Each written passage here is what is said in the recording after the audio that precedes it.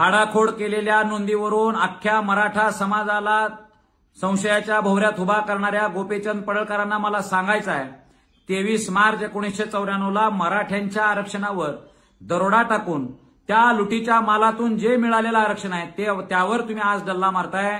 एक लक्षात ठेवा, 23 मार्च 1994ला जो GR काढलाय तो मराठ्यांच्या हिश्श्यावर गदा आणणारा GR आहे. आमच्या हिश्श्यावर तुम्ही अतिक्रमण केलेलं आहे.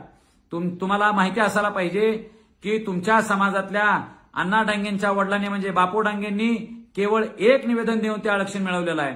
पण महाराष्ट्रालाही माहिती पाहिजे, देशालाही माहिती पाहिजे की 1992ला जे इंदिरा साहनी जजमेंट आलेलं आहे त्या जजमेंटमध्ये असं सांगितलं होतं की यापुढं जे काही आरक्षणात फेरफार होईल, अल्टरेशन होईल किंवा कुणाला एखाद्या जातीला आतमध्ये घालायचं असेल, बाहेर काढायचं असेल तर आयोग नेमूनच ते आरक्षण दिलं गेलं पाहिजे किंवा काढलं गेलं पाहिजे. या बाबतीत मात्र गोपीचंद पडळकर आजपर्यंत कधी बोललेले दिसत नाहीत. तुमचा आयोग कुठलाही नेमला गेलेला नाही.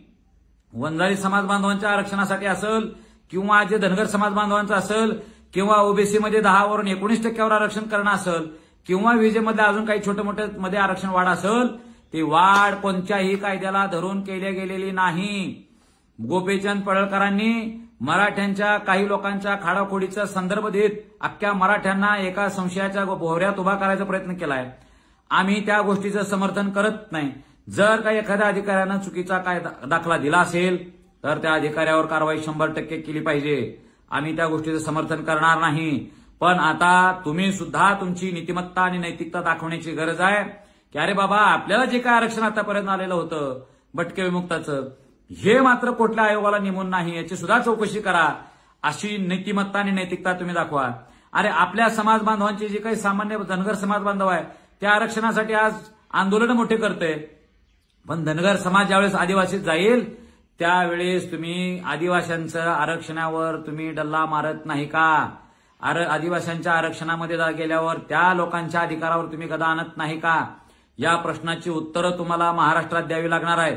गोपीचंद पडळकरांनी आपल्या काचाच्या घरात राहत असताना मग दुसऱ्यावर दगड मारायचा विचार करावा.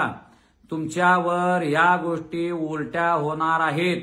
मी कुणाला काहीही बोलू शकतो आणि मी समाजाचा आडोसा घेऊ शकतो. अशा भ्रमात तुम्ही राहू नका. मी धनगराचा आहे म्हणून मराठा जातीच्या कुणालाही टार्गेट करून मी मोठा नेता होईन या भ्रमात तुम्ही राहू नका. तुम्हाला भवितव्य देवेंद्र फडणवीस साहेबांच्या शब्दात सांगायचं म्हणलं तर तुम्ही असं चुकीचं वागू नका, बोलू नका. नाहीतर तुम्हाला येणाऱ्या काळात जशास तसे उत्तर दिले जातील याची तुम्ही आज 100% खात्री बाळगा.